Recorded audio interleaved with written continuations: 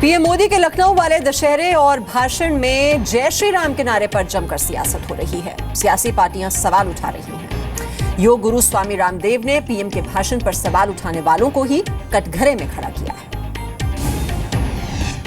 जिस तरह से कल प्रधानमंत्री ने जय श्री राम से शुरुआत की रामलीला के मंच पर, उस पर बहुत सारी अपोजिशन की जो पार्टियां हैं आपत्ति जता रही हैं।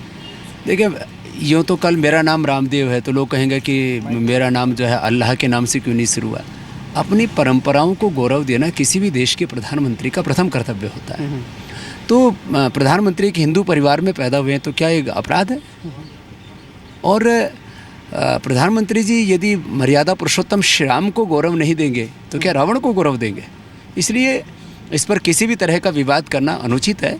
प्रधानमंत्री जी जन्म से हिंदू हैं, वो और भगवान राम कृष्ण आदि हमारी प्राचीन विरासत को गौरव देते हैं, तो वो तो इस देश की अस्मिता है। और इसी के साथ साथ वो मुसलमानों को भी गौरव देते हैं, वो ईसाइयों को भी। चूंकि विधानसभा चुनाव है, लिहाजा कुछ सांसदों ने आपत्ति जताई है। पंथ निरपेक्षता का अर्थ है सभी पंथों का सम्मान करना।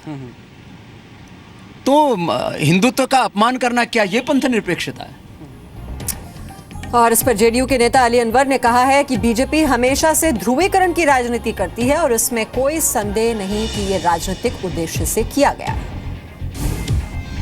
प्रधानमंत्री नरेंद्र मोदी के जय श्री राम उद्घोष पर राजनीति शुरू हो गई है। हमारे साथ बातचीत करने के लिए मौजूद हैं जेडीयू सांसद अली अनवर। अली अनवर जी, कई लोग इस पर आपत्ति जता रहे हैं जय श्री राम के नारे को लेकर, तो क्या जय श्री राम का उद्घोष प्रधानमंत्री द्वारा करना गलत है?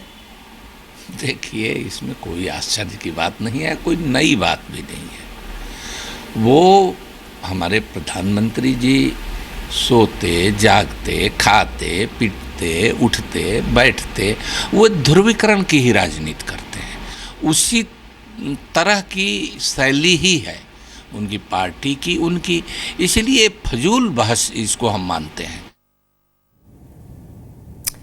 तो देख रहे हैं आप जय श्री राम के नारे पर किस तरह से सियासी बयानबाजी और भी तेज हो गई है, और इस पर बीजेपी सांसद मनोज तिवारी क्या कह रहे हैं, उनकी बात भी सुनिए। बात करते हैं बीजेपी सांसद मनोज तिवारी से। मनोज जी, दशहरा के अवसर पर प्रधानमंत्री नरेंद्र मोदी लखनऊ गए, जय श्री राम का उद्घोष किया, लेकिन अब इसे सियासत का अखाड़ा बनाया जा रहा है कि पीएम जय श्री राम क्यों बोले। असल में इन लोगों को याद नहीं रहता है कि पीएम का हमेशा एक नारा है, सबका साथ सबका विकास। तो जो राम को मानने वाले हैं, जो राम के भक्त हैं, वो भी तो उनके लिए कुछ करना है। और रामलीला में अगर प्रधानमंत्री जय श्री राम नहीं कहेंगे तो और क्या कहेंगे?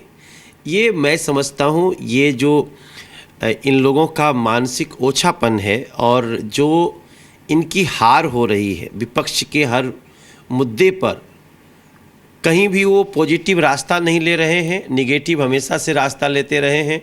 और अब कुछ नहीं है तो जय श्री राम का विरोध है।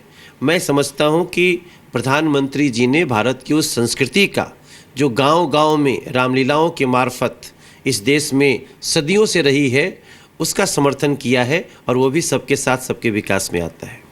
लेकिन मनोज जी, यही कहा जा रहा है कि पीएम सबके लिए होते हैं, लेकिन रामलीला पर जाते हैं, जय श्री राम कहते हैं, और दूसरे दल का मानना है कि ये केवल एक सियासत हो रही है यूपी चुनाव को लेकर। नहीं, मैं समझता हूँ ये सियासत वो लोग कर रहे हैं जो लोग नरेंद्र मोदी और मोदी सरकार से एकदम से इसलिए खिन्न हैं कि ये इतने अच्छे अच्छे काम कर रहे हैं कि हमने कभी किया नहीं। तो ये उनका जो विपक्ष है, उनका ये फ्रस्ट्रेशन है और कुछ नहीं। यानी पीएम का जय श्री राम बोलना कहीं कोई सियासत नहीं है, बल्कि एक सम्मान है रामलीला का और उसके मानने वालों का। जब पीएम उज्ज्वला स्कीम की शुरुआत जरीना बहन से करते हैं तब इनको कुछ नहीं दिखाई देता। जब पीएम रामलीला के मंच पे जय श्री राम कहते हैं तो इनको पता नहीं क्या दिखाई देता है। जब वो सूफी संतों के पैर छूते हैं प्रधानमंत्री, तब इनको कुछ नहीं दिखाई देता। मैं समझता हूँ इनकी आंखें कभी कभी खुलती हैं और अपने हिसाब से खुलती हैं, वो ठीक नहीं है। खैर, देश की जनता देख रही है। यानी मनोज तिवारी का मानना है कि पीएम का जय श्री राम का उद्घोष करना कहीं भी किसी तरह की सियासत नहीं है। रविंद्र कुमार, जी मीडिया, दिल्ली।